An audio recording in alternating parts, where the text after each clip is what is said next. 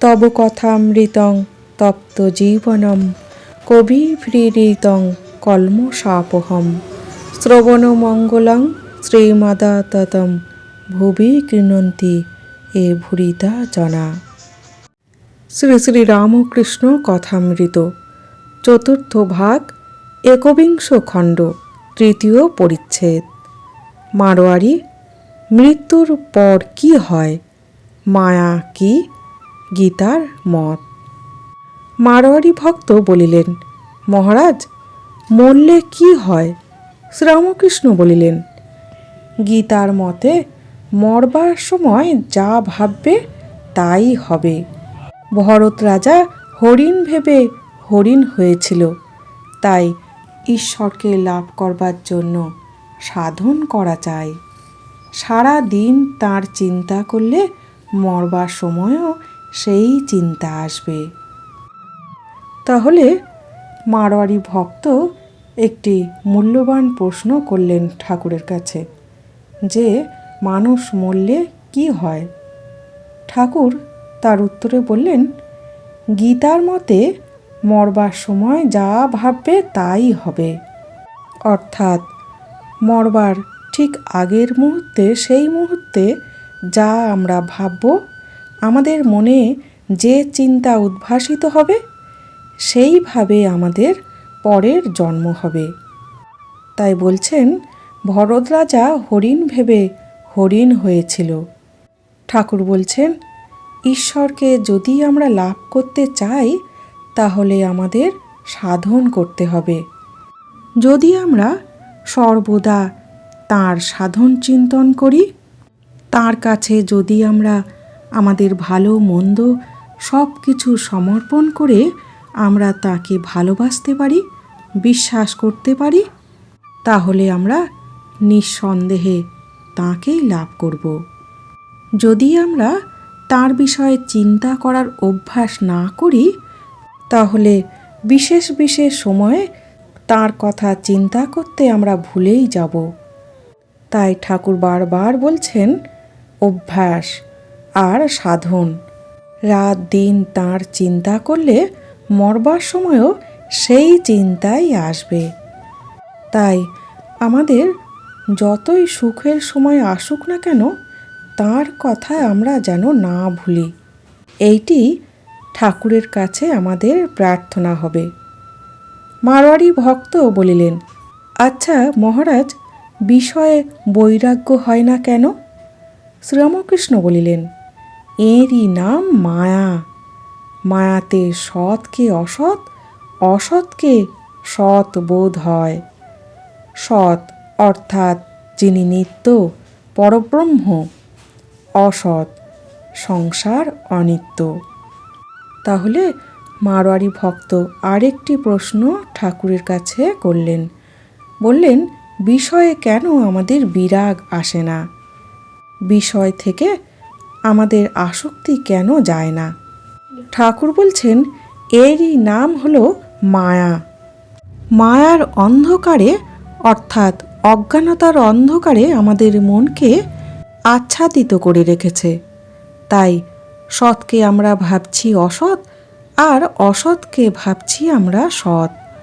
বিদ্যার বিচার বুদ্ধিতে আমরা বিশ্লেষিত করতে পারছি না।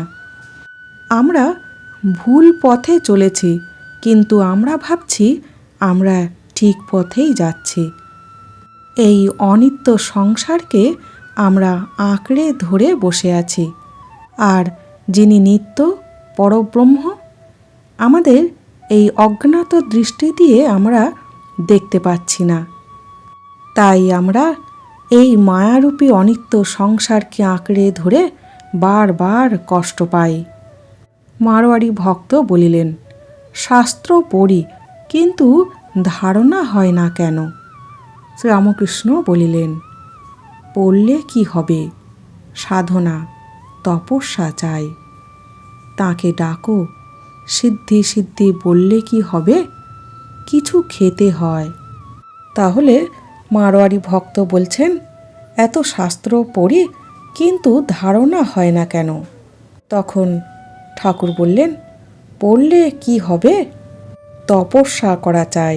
সাধনা করা চাই, তাকে আকুল হয়ে ডাকা চাই, তবে ধারণা হবে। অর্থাৎ ঠাকুর বলছেন শাস্ত্র পড়ে সেটি সাধনা বা তপস্যা করে উপলব্ধি করতে হবে। তাই ঠাকুর খুব সুন্দর একটি উদাহরণ দিলেন। বললেন, সিদ্ধি সিদ্ধি বললে কিছু নেশা হবে না, কিছু খেতে হবে, তবে নেশা হবে। এই সংসার কাঁটা গাছের মতো, হাত দিলে রক্ত বেরোয়। যদি কাঁটা গাছ এনে বসে বসে বলো ওই গাছ পুড়ে গেল, তা কি অমনি পুড়ে যাবে? জ্ঞানাগ্নি আহরণ করো, সেই আগুন লাগিয়ে দাও, তবে তো পুড়বে।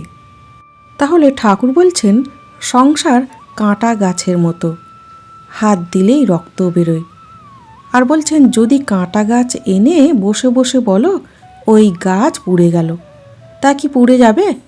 ঠাকুর বলছেন জ্ঞানাগ্নি আহরণ করতে হবে। এই সংসার মায়ার আস্তরণকে চিত্তের জ্ঞান আগ্নিতে পুড়িয়ে শুদ্ধ চেতন স্বরূপ আত্মাকে জাগিয়ে তুলতে হবে। আর ঠাকুর বলিলেন সাধনের অবস্থায় একটু খাটতে হয়, তারপর সোজা পথ। ব্যাগ কাটিয়ে অনুকূল বায়ুতে নৌকা ছেড়ে দাও। তাহলে ঠাকুর সারা জীবন খাটতে বলছেন না, বলছেন প্রথম প্রথম সাধনের অবস্থায় একটু খাটতে হয়, তারপর সোজা পথ। তাই উদাহরণস্বরূপ বলছেন ব্যাগ কাটিয়ে অনুকূল বায়ুতে জীবন তরী ভাসিয়ে দাও, অর্থাৎ বাকি জীবন নিশ্চিন্ত। তখন অজ্ঞান অবিদ্যা এই মনের এবং এই জীবনের কোনো ক্ষতি করতে পারে না। আজ এইটুকু। জয় ঠাকুর, জয় মা।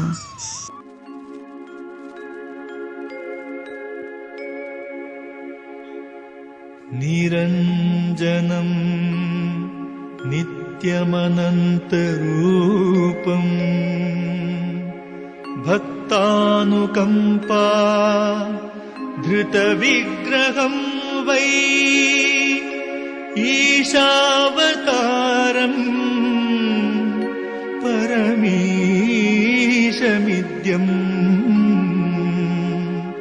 तं रामकृष्णं शिरसा नमामि।